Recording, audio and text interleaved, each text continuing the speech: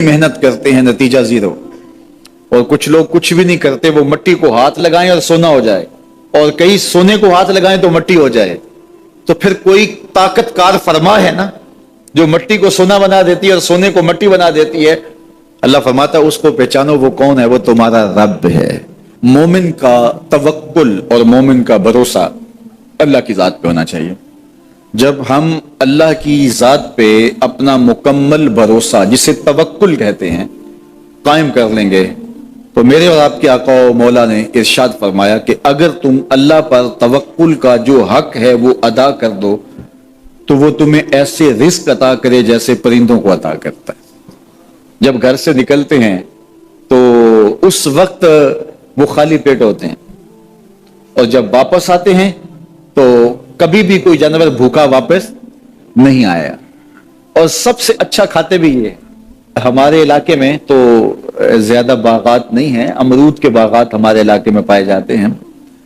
तो अमरूद के बाग में जो अगर कोई देहात का शख्स हो या जिसका अमरूदों का बाग हो या अमरूदों के बाग में उसका आना जाना रहा हो, उससे पूछिए कि सबसे अच्छा फल अमरूद के पेड़ पे अच्छा दाना कौन सा होता है।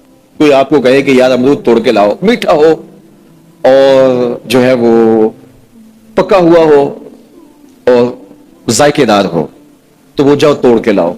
तो कोई मुझे अगर कहे तो मैं जब अमरूद तोड़ के लाऊंगा तो कभी फीका नहीं होगा, मैं अमरूद तोड़ के लाऊंगा तो कभी बद जायका नहीं होगा। आप मुझे पूछें कि आपके पास क्या फन है, मेरे पास फन ये है कि मैंने अमरूदों के बागों में जो है वो बचपन गुजारा है और मुझे पता है कि अच्छा और पक्का फल कौन सा होता है। लेकिन मैं आपको निशानी बता देता हूं, अब नई नस्ल उन्होंने तो नहीं देखा, आप बाग में जाएं और शाखों से लटके हुए अमरूद देखें। जिस अमरूद को तोते ने खा के छोड़ा हो उसको आप तोड़ लें, मीठा भी होगा, जायकेदार भी होगा, एक्सपोर्ट क्वालिटी से भी बेहतर होगा। सबसे अच्छा पूरे पौधे से जो सबसे अच्छा होगा वो उसको चूंच मारता है और फिर सारा खाता भी नहीं है, थोड़ा सा लिया, नखरे वाला आगे बढ़ गया। अल्लाह अकबर। तो जो एक्सपोर्ट क्वालिटी होती है उससे भी बेहतर वो खाता है। तो ये अल्लाह पर तवक्कुल करने वाले हैं। हमें तो पता होता है ना हमने दुकान पे जाना है, हमें पता होता है हमने फैक्ट्री काम पे जाना है, हमने पता होता है हम वो दिहाड़ी फला जगह करने जाना है।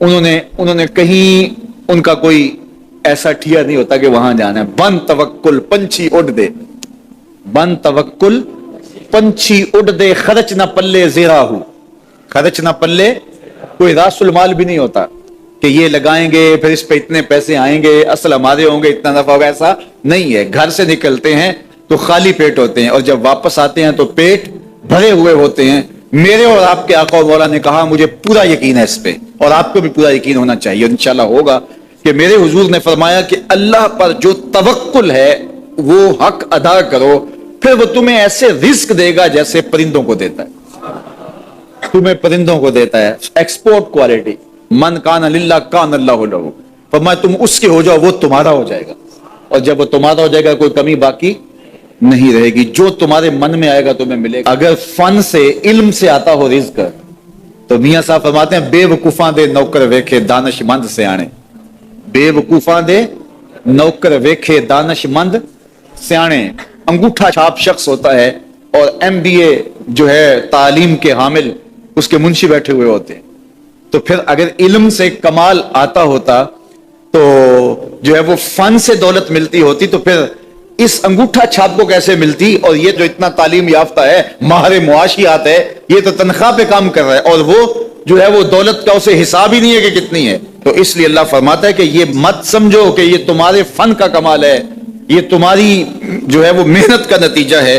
अल्लाह फरमाता है अवलम यालमू, क्या उन्हें नहीं पता, अन्नल्लाह यबसुतु रिज़्क़ लिमन यशा, जिसको चाहता है उसके लिए रिज़्क़ के दरवाजे खोल देता है, व यक़दिर, और जिसके लिए चाहता है उसके लिए रिज़्क़ को तंग कर देता है।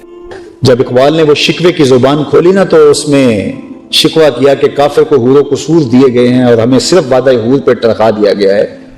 तो उसका फिर जवाब भी आया कि तुम में कोई हूरों का चाहने वाला ही नहीं, जलवाए तूर तो मौजूद है कोई मूसा ही नहीं, कोई तलब से वहां आ करके झोली फैला के मांगने वाला ही नहीं, तुम्हारे अंदर दौलत उस्मानी ही नहीं है।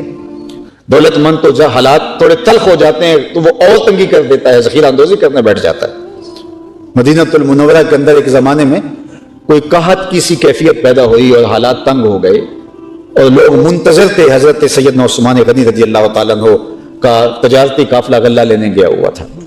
تو جب وہ تجارتی قافلہ پہنچا مدینہ المنورہ میں تو اس سے قبل ہی کہ وہ لوگوں میں بیچا جائے تو کوئی تاجر آگے انہوں نے کہا کہ ہم اس کو ڈبل قیمت پہ آپ سے لے لیتے ہیں. تو پھر دوسرے تاجر آئے ہم 2 گنا قیمت سے لے لیتے ہیں. تو حضرت عثمان نے کہا کہ میں تو 10 گنا قیمت پہ بیچنے کے لیے لایا. انہوں نے کہا اتنی کون دے گا؟ کہا کہ ایک ہے جو مجھ سے 10 گنا قیمت میں خریدے گا. اللہ. اور وہ منتظر تھے وہ کون ہے؟ تو آپ نے اپنے خادموں کو بلایا, کہا مدینے کی گلیوں میں سے یوں ہی بانٹ دو, من جاء بالحسنۃ فلہ عشر امثالھا, میرا مالک 10 گنا مجھے عطا کرے گا. حالات اس طرح ہو تو اسلام تو یہ ہے. اور ہم جب اس طرح کے حالات ہوتے ہیں تو چیزوں کو اور لپیٹ کے بیٹھ جاتے ہیں تو پھر کیا مصیبت ہو. یہ پیٹرول مہنگا ہوا ہے تو رات لائنیں لگی تھی, وہ چاہ رہے تھے کہ 12 بجے کے بعد ہی سیل کریں. آپ مجھے یہ بتائیے کہ ایک روٹین کی سیل ہو رہی ہے, خریدا بھی اس حساب سے اور نفع میں بیچا جا رہا ہے. تو یہ ہم خود اپنے آپ کو دیکھیں ہم کھڑے کہاں ہیں. جب میں کہتا ہوں الہی میرے احوال دیکھ, حکم ہوتا ہے اپنا نامہ اعمال دیکھ. تو کہا کہ تم دوستیاں لگاتے ہو ان سے اور ان کی دوستیوں پر فخر ہے, تمہیں ناز ہے ان کی دوستیوں پہ. اور دوسری طرف اسلام تمہاری زبان کے اوپر سے اسلام ہے. تمہارے اندر اسلام ہوتا تو کبھی خیانت نہ کرتے. تمہارے اندر روح میں اسلام اترا ہوتا تو کبھی زبان پہ جھوٹ نہ آتا, مر جاتے لیکن جھوٹ نہ بولتے. تمہاری روح میں اسلام اترا ہوتا تو کیسے تم غنائم کو ہڑپ کر لیتے, کیسے تم حکومتی خزانے کو نوچتے, کیسے تم جو ہے وہ لوگوں کی زندگی تلخ کر دیتے, کیسے تم ذخیرہ اندوزی کرتے, کیسے تم جھوٹی قسمیں کھاتے, کیسے تم اپنے ہمسائے کو تکلیف دیتے, کیسے تم راستے کو بند کر کے اپنی ضرورت کے لیے کھڑے ہو جاتے اور راستے بند کر کے لوگوں کو اذیت پہنچاتے اور تکلیفیں پہنچاتے. کس طرح تم لوگوں کے اندر نفرت کے بیج بوتے اور فرقہ واریت سے لے کر کے جو ہے وہ باہمی منافرتیں اور شریکہ برادریاں, یہ کیا کچھ تم نے بنایا ہے؟ یہ کیا اسلام ہے, دین ہے؟ یہ حضور کا دیا ہوا دین نہیں ہے, یہ تمہارے نفس کی تراشی ہوئی چیزیں ہیں. اور پھر کہتے ہو کہ ہمارے رب نے ہمیں جو ہے وہ کہاں رکھا ہے. تم اس جگہ پہ آئے نہیں. واعظ قوم کی وہ پختہ خیالی نہ رہی, برق طبعی نہ رہی, شعلہ مکالی نہ رہی, رہ گئی رسم آذاں روح بلالی نہ رہی, فلسفہ رہ گیا تلقین غزالی نہ رہے, مسجد مرثیہ خواہیں کہ نمازی نہ رہے, یعنی صاحب اوصاف وہ حجازی نہ رہے. تو آج ہم وہ ہیں ہی نہیں ہیں. نماز روزہ حج زکوٰۃ سب کچھ ہے باقی, مگر تو باقی نہیں. اقبال نے کہا تھا یہ سب باقی ہیں, یہ رسمیں رہ گئی ہیں, لیکن تو اندر سے جو اصل وہ روح جو تھی وہ ختم ہو گئی. اور نتیجہ کیا کہ آج جس حالت میں ہیں اللہ تعالیٰ ہمیں محفوظ فرمائے اور ہمیں سچی توبہ کی توفیق دے.